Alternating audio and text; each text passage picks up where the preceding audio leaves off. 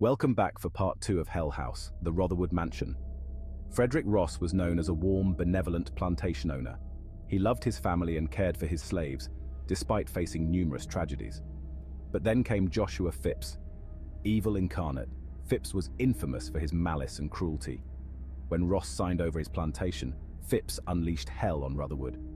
He transformed the mansion into a literal torment factory. Slave cells were added in the basement. No windows, dirt floors, and a single iron-barred opening. On the 3rd floor, Phipps installed a whipping post just to savor the screams of his slaves. Phipps wasn't alone in his cruelty. His mistress, a mulatto woman, matched his viciousness.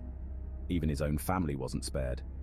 His daughter Priscilla fell in love with a farmhand who Phipps had murdered. She died of grief soon after. In 1861, Phipps fell ill. Delirious and feverish, he was quarantined in the carriage house. A young slave boy was assigned to fan him.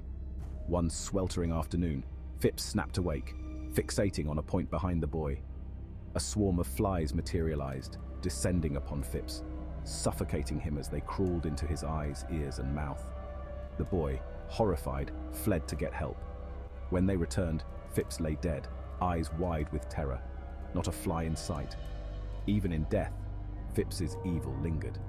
His funeral was legendary. A storm brewed, and the casket became unnaturally heavy.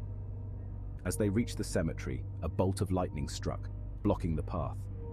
The casket vibrated, and a gigantic black dog burst out, disappearing into the woods. Rotherwood's new owners faced eerie occurrences. Shadows moved, and Phipps's ghost seemed to haunt the mansion. Opening his grave revealed it empty, save for a few black hairs. During renovations, a workman saw Phipps and his spectral dog. Terrified, he fled, never to return. Rotherwood Mansion remains a dark heart in modern times. Like and follow for more spooky stories.